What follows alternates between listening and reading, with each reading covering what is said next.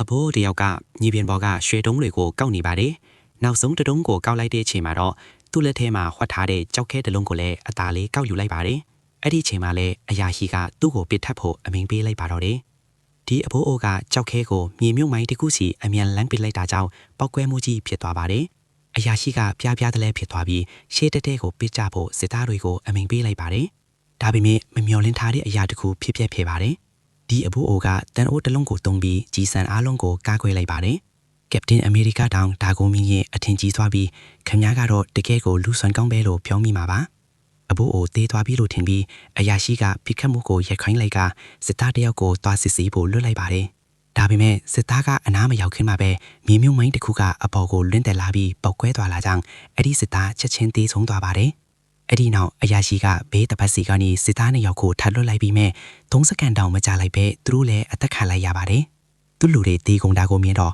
အရာရှိကလိုင်းရှင်းပေးဖို့မျှော်လင့်ချက်နဲ့အမျိုးသမီးအချင်းစားနှစ်ယောက်ကိုအတင်းရှေ့ထိုးခိုင်းပါတော့တယ်။အဲ့ဒီချိန်မှာပဲအဘိုးအိုကတော့လွတ်အောင်ထွက်ပြေးသွားခဲ့ပါပြီ။သူကအရန်ကိုပင်ပန်းနေတာကြောင့်ပျက်စီးနေတဲ့ကားတစ်စီးအောက်မှာလဲနေလိုက်ပါတယ်။သူကဒဏ်ရာကိုခါပတ်နဲ့စီးလိုက်ပြီးဈေးဝါးမရှိပဲဂျီဆန်းကိုသူ့ဘာသာသူထုတ်လိုက်ပါတယ်။နာကျင်မှုကအရင်ပြင်းထန်လို့သူတတိလက်သွားခဲ့ပါတယ်။ရန်သူစစ်သားတွေကသူ့ကိုအနမ်းခံရှာဖွေဖို့လေ့ကျင့်ပြီးထားတဲ့ခွေးတွေနဲ့အတူနီးကပ်လာနေပါပြီ။သူတို့ကိုကြားလိုက်ရတဲ့ချိန်မှာအဘိုးအိုကနှိုးလာပါတယ်။သူကရွှေတွေကိုအမြန်သိမ်းပြီးကားအောင်မှပြန်ပုံနေလိုက်ပါတယ်။စစ်သားတွေကသူ့ကိုမမြင်ပေမဲ့ခွေးတစ်ကောင်ကတော့သူ့ရဲ့သွေးနှံကိုရသွားပါတယ်။အဘိုးအိုကရန်သူချစ်ကားတစ်စီးအောက်ကိုတွားသွားပြီးဓာတ်နဲ့စီတန်ကီကိုလီးဖြတ်ကစီတွေကိုသူ့ကိုပေါ်လောင်ချလိုက်ပါတယ်။ဒါကသူ့ရဲ့အနံ့ကိုဖုံးခွေပေးနိုင်မယ်လို့သူထင်ခဲ့ပေမဲ့ဒါကအမားတစ်ခုဖြစ်သွားပါတယ်။ခွေးကဓာတ်စီနံကိုလည်းရသွားပြီးဟောင်းပါတော့တယ်။စစ်သားတွေကကားကိုရက်လိုက်ပြီးအဒီနာတဝိုက်ကိုစတင်ရှာဖွေရပါတယ်။အခွင့်အရေးရတာနဲ့အဘိုးအိုက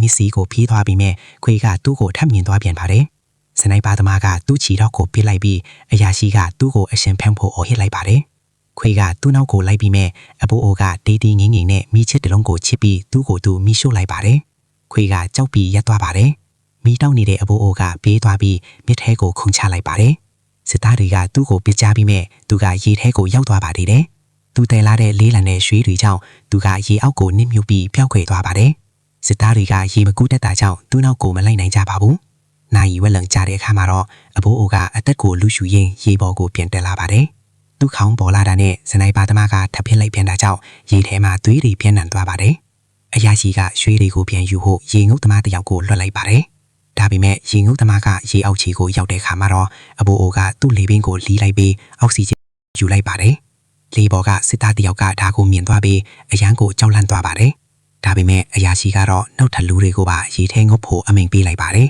။ဒါပေမဲ့20စက္ကန့်အတွင်းမှာပဲရေတွေကနောက်တစ်ချိန်နီးရဲသွားပြန်ပါတယ်။စစ်သားတွေကတုံးလုံသွားပြီးနောက်ဆုတ်ဖို့ပြင်ကြပါတော့တယ်။ဒီလိုပရုတ်ပရက်ဖြစ်နေတော့မှပဲစစ်သားတယောက်ကသူ့အဖော်ကိုမာပစ်မိသွားပါတယ်။အဲဒီနောက်မှာတော့စနိုက်ပါသမားကစက်တနက်ကြီးနဲ့စတင်ပစ်ခတ်ပါတော့တယ်။ဒါပေမဲ့ဒီတစ်ခါမှာတော့အဘိုးအိုကတေးဆုံးသွားတဲ့စစ်သားရဲ့အလောင်းကိုဒိုင်းအဖြစ်သုံးပြီးလွတ်အောင်ပြေးသွားပါတယ်။အရာရှိကဒါတွေအားလုံးကိုမြင်ကပ်ပြီးကြည့်နေပြီးပါတယ်။အဲ့ဒီချိန်မှာပဲအဘိုးအိုရဲ့အိမ်ပွဲခွေးလေးပြန်ရောက်လာကြောင်းအရာရှိကအကြံတစ်ခုရသွားပါတယ်။ဒီခွေးလေးကိုသုံးပြီးအဘိုးအိုနောက်ကိုလိုက်ဖို့သူဆုံးဖြတ်လိုက်ပါတော့တယ်